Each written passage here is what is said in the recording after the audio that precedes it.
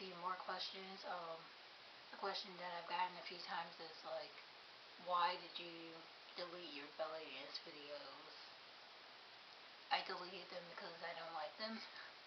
I don't feel like they reflect my abilities as a dancer. As much as I've progressed over the last few years since I've studied the art.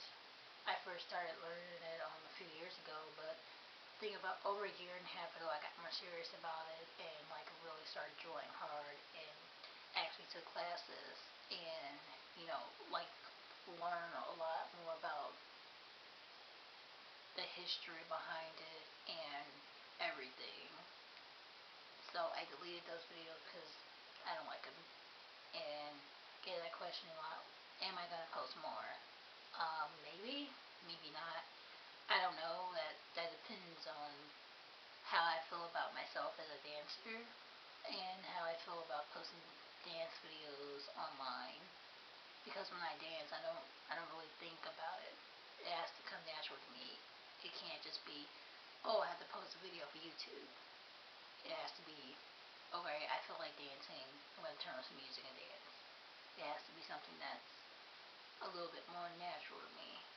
And one of the reasons why I was unhappy with my videos is because I feel like I've developed a good amount of flexibility, way more than I did when I first started. And the muscle tissue is coming along, but it's not where I want it to be. Not quite yet. So I want to make sure that what I post is more polished than what I posted before. And it was on another channel, it wasn't on this one. And, I created a new channel and new email address to separate my personal from my professional life. So, yeah, maybe or maybe not posting more dance videos is relative. We'll see. Let me look at something real quick.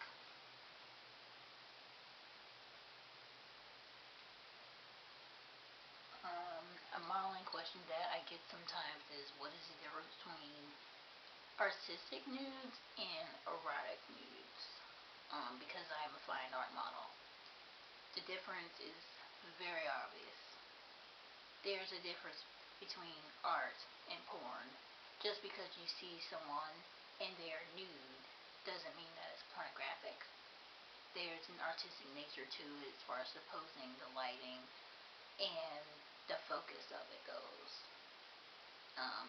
Is not intended to be sexual in any way, but being that you are human, you would associate nudity with erotica and porn. That's just naturally where your mind goes, but a lot of times the picture isn't really meant for that purpose. And erotic nudes, I focus on sex. And that's very obvious. Yeah, so the difference between art nudes and erotic nudes is art nudes focus on art, and erotic nudes focus on sex and porn and fetishes and other things. You can do fetish work without it being erotic. It can have an artistic side to it, but the more risque things are very obvious and intended to be sexual purposes. And I won't get too explicit with that. I mean, just, it's obvious.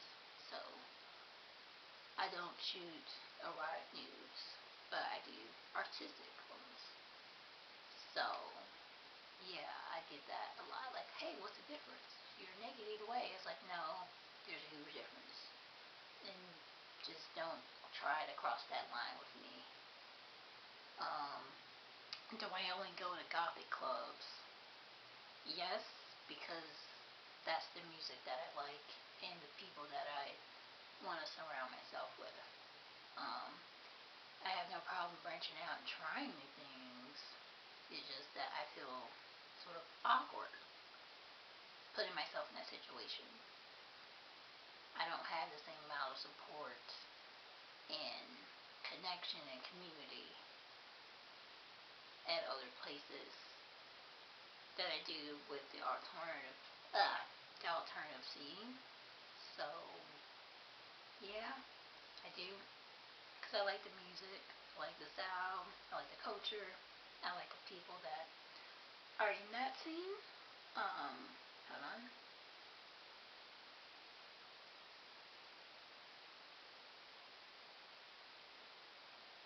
I have topics on my phone, so yeah. A lot of questions that I don't know. I kind of hate this question because it's one of those things where you just have to figure out. But I'm gonna be patient with it. Get asked a lot. Where do you buy goth clothes? Um, you can buy them online. They sell some things in Hot Topic, but it's really not all that good of quality. Um, I get my clothes from mostly thrift stores and yard sales.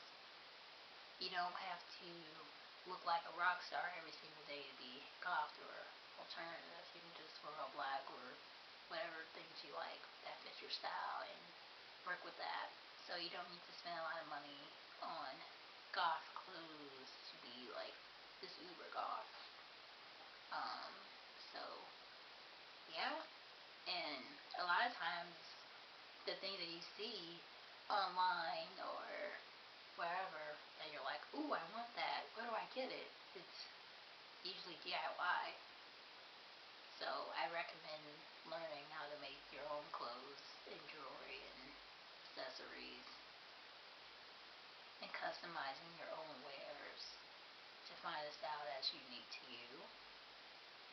It's okay to buy things online and things, but a lot of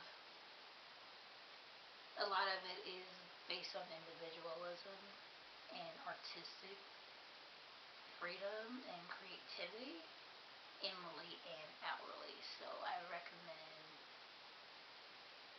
learning how to make your own wares if there's really a problem like that. Because a lot of goth stores that you see like the Alley in Chicago or Vampire Freaks in New York or any other places, it's overpriced. You can find cheaper things online, and even some things online are overpriced. And if you know how to sew and make jewelry, you can make it so much cheaper and easier, and you can make it more unique to you, and it'll be something that you can walk outside your door and nobody else has it. And that doesn't just go for people outside of the scene, but that goes for like when you go out. You don't have to worry about, oh yeah, we got our thing.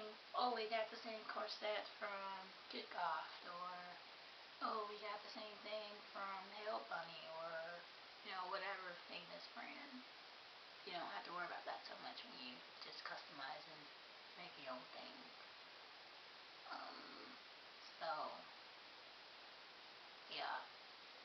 And I get asked a lot, like, how do I deal with anxiety and depression? I just do.